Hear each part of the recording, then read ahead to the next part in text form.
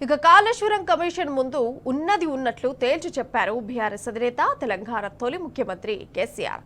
Project ఆవశ్యకత, తన ప్రయాసాలను justice ఘోష్కు పూసగుచ్చినట్లు వివరించారు.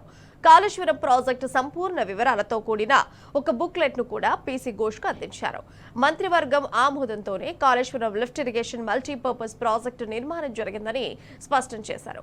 ఇక నీటిని నిల్వ చేయాలన్నది రాజకీయ నిర్ణయం కాదు, ఇంజనీర్లు చేసిన సాంకేతిక నిర్ణయమేనని తేల్చి చెప్పారు.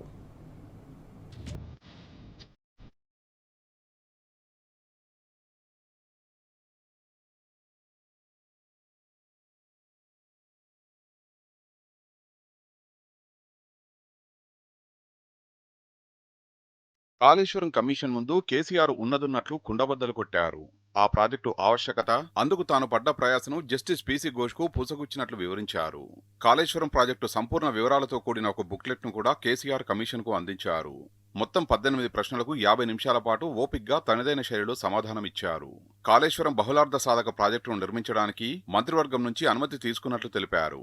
వ్యాప్కోస్ లాంటి అంతర్జాతీయ ప్రమాణాలతో కూడిన సంస్థ ద్వారా లైడార్ సర్వే చేయించి ఆ నివేదిక మేరకే 3 బ్యారేజీల నిర్మాణం చేపట్టినట్లు వెల్లడించారు. మేడిగడ్డ దగ్గర నీటిని నిల్వ చేయాలన్నది రాజకీయ నిర్ణయం కాదని తేల్చి చెప్పారు. ఏదైనా ఇరిగేషన్ శాఖ అధికారుల నిర్ణయం మేరకే జరిగిందని చెప్పారు. తమ్మిడిహట్టి దగ్గర నీటి లభ్యత లేదని చెప్పింది కేంద్ర జలవనరుల సంఘమే అని స్పష్టం చేశారు. అటు మహారాష్ట్ర సైతం తమ్మిడిహట్టి దగ్గర ప్రాజెక్టు నిర్మాణానికి ససేమిరా అన్న సంగతిని ప్రస్తావించారు.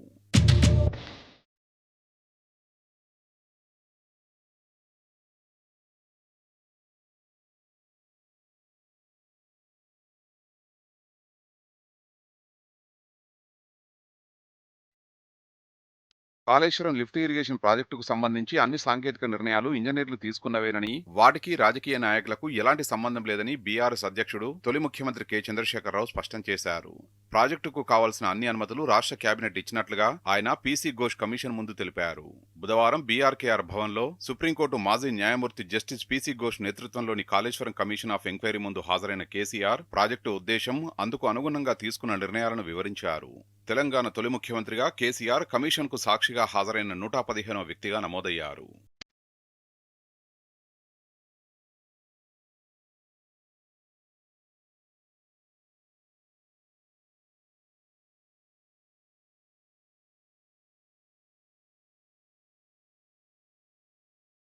క్రాస్ ఎగ్జామినేషన్ ప్రారంభానికి ముందు కేసీఆర్ కమిషన్ చైర్మన్తో సమావేశమయ్యారు. తాను కాస్త అస్వస్థతగా ఫీలవుతున్నానని పేర్కొంటూ ఇన్ కెమెరా పద్ధతిలో విచారణ నిర్వహించాలని అభ్యర్థించారు. సానుకూలంగా స్పందించిన కమిషన్ ఆ మేరకు ఉత్తర్వులు జారీ చేసింది. సుమారు 50 నిమిషాల పాటు జరిగిన విచారణలో సుమారు 18 ప్రశ్నలకు సమాధానమిచ్చారు. మహారాష్ట్ర ప్రభుత్వం తమ్మిడిహట్టిలో 152 మీటర్ల ఫుల్ రిజర్వాయర్ లెవెల్ ఎత్తుతో బ్యారేజీ నిర్మాణానికి అభ్యంతరం చెప్పిన నేపథ్యంలో కేంద్ర ప్రభుత్వ అనుమతితో లైడార్ సర్వే చేయించి బ్యారేజీని మేడిగడ్డకు మార్చినట్లు వివరించారు. అంతర్జాతీయంగా పేరున్న వాప్కో సంస్థతో సర్వే చేయించినట్లు చెప్పారు. తన ప్రభుత్వం ప్రాజెక్టులను రీఇంజనీరింగ్ చేసిన విషయాన్ని వివరించారు. ఒక ప్రశ్నకు సమాధానంగా అన్ని నిర్ణయాలు రాష్ట్ర కేబినెట్ తీసుకున్నవే అని వెల్లడించారు. సంబంధిత ఏజెన్సీల నుంచి అవసరమైన అన్ని అనుమతులు తీసుకున్నామని అన్నారు. ఆపరేషన్ అండ్ మెయింటెనెన్స్ కొరతపై అడిగిన ప్రశ్నకు కేసీఆర్ స్పందిస్తూ తన ప్రభుత్వం 2020లో జీవో 45 విడుదల చేసి 280 కోట్లు కేటాయించిన విషయాన్ని ప్రస్తావించారు. నిర్మాణ సమయంలో ఒక ఎగ్జిక్యూటివ్ ఇంజనీర్తో పాటు 4000 మంది సిబ్బందిని నియమించామని, వారు పనుల నాణ్యతను పర్యవేక్షించారని తెలిపారు.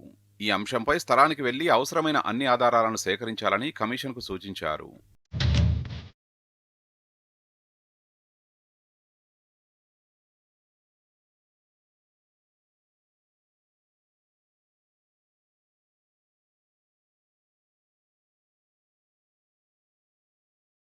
కాళేశ్వరం ప్రాజెక్టుకు సంబంధించిన అనుమతులు, రాష్ట్ర, కేంద్ర ప్రభుత్వాలు ఇచ్చిన ఉత్తర్వులు, కేంద్ర జలవనరుల సంఘం సూచనలు, లైడార్ సర్వే, వ్యాప్కోస్ సంస్థ నివేదికలు కలిగి ఉన్న ఒక పుస్తకాన్ని కేసీఆర్ పీసీ ఘోష్ కమిషన్ కు సమర్పించారు. Kaleshwaram irrigation project corporation limited పై ప్రశ్నించగా, కొత్తగా ఏర్పడిన రాష్ట్రానికి ప్రాజెక్టు నిర్మాణానికి అవసరమైన నిధులు లేనందున ప్రత్యేక సంస్థ ఏర్పాటు చేశామని తెలిపారు. 2 సంవత్సరాల పాటు కోవిడ్ కారణంగా ఆదాయం రాకపోవడం వల్ల ప్రభుత్వం కేఐపీసీఎల్ తరపున వడ్డీ ప్లస్ మూలధనాన్ని చెల్లించిందన్నారు. రాష్ట్ర ప్రభుత్వం కేఐపీసీఎల్ కు కౌంటర్ గ్యారంటీ కూడా ఇచ్చిందని పేర్కొన్నారు. అన్నారం, సుందిళ్ల బ్యారేజీల నిర్మాణ స్థల మార్పుపై అధికారులు అనేక అంశాలు పరిగణలోకి తీసుకుని నిర్ణయం తీసుకున్నారని చెప్పారు. నీటిని నిల్వ చేసి ఎత్తిపోయాలన్న నిర్ణయం కూడా ఇంజనీర్లు తీసుకున్నదే అని కేసీఆర్ కమిషన్కు స్పష్టం చేశారు.